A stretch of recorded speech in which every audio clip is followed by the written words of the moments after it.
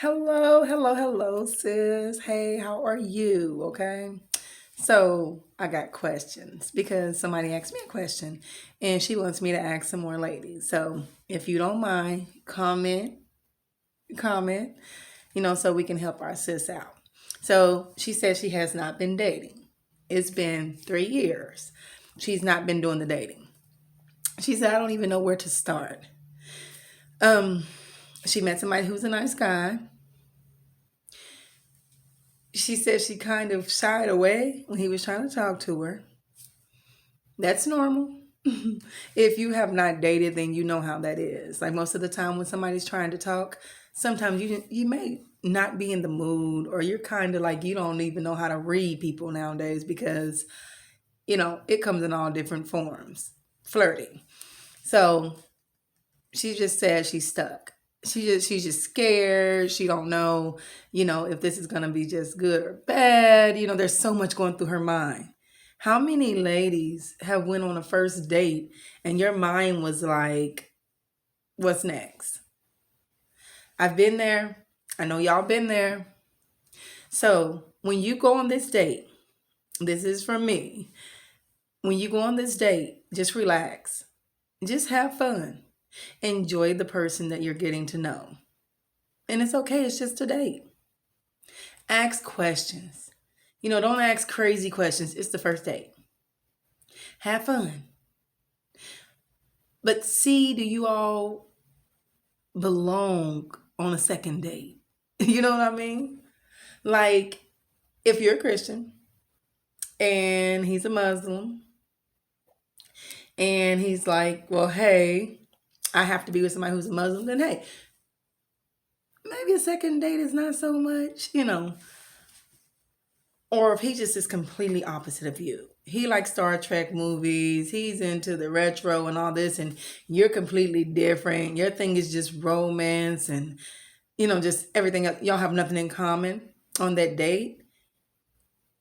You may not need a second date. But if you go and you just enjoy yourself, just relax, let it come natural. If it's a good thing for you, it will naturally happen. You don't have to rush into it. You don't have to just push yourself to be someone you're not. Just be who you are. And if he likes you, you all will go on a second date and it'll continue to go from there. But I understand about being nervous on the date. Like, I'm married now, but before that, like when we were talking, we did like a date and it was even over the phone. One of our dates was over the phone because he was out of town. So we're talking, but I was so nervous. I don't even know why, but I was just so nervous, because I was not talking to anybody, before him. But it's natural. It's natural to be nervous. Um, I know this has nothing to do with the date. That's to my sis who was asking the question, like, what does she do? Just relax. That's your answer. And if anybody else has anything to tell her, put it in the comments. Um, and remember to like and share, subscribe, do all that good stuff. This other question, and I know a lot of women deals with this. This other woman told me, she said, I'm tired. She said, I do everything for my husband and I'm tired. She's just like, he doesn't appreciate, he never says thank you. And it's gotten to the point where it's so bad. She was like, I just don't even think I want to be with him anymore. So my question to her was, is that the only thing that's going on? Ooh, bless me. My question to her was, is that the only thing that's going on? Because that can be fixed. That can be fixed. He's not disrespecting her. He's not, treating her bad. But I do know that when you're giving your all and then nobody, this person just is not paying you attention, it's gotten caught up. She said through the years, it was good.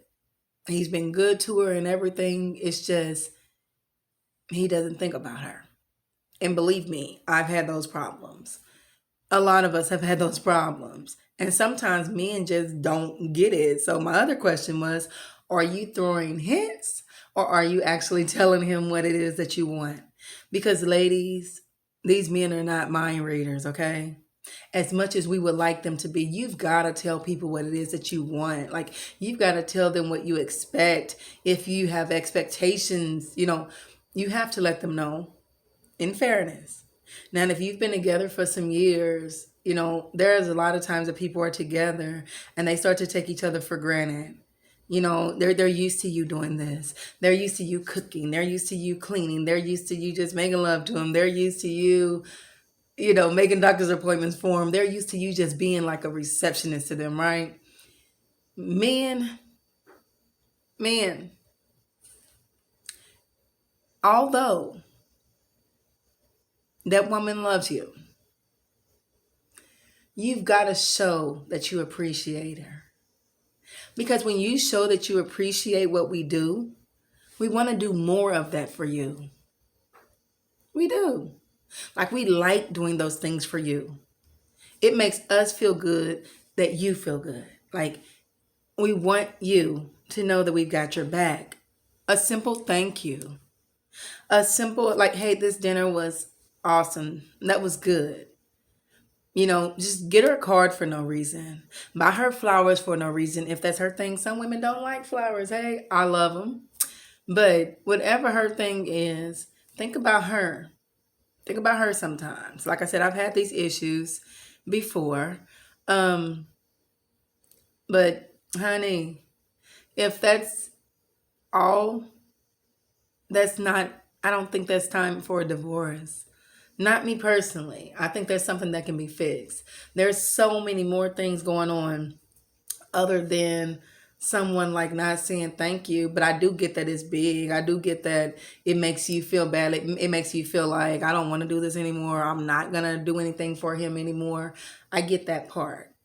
And sometimes, and some women, and I've done it in the past, like, if you don't appreciate me, then I will stop doing those things.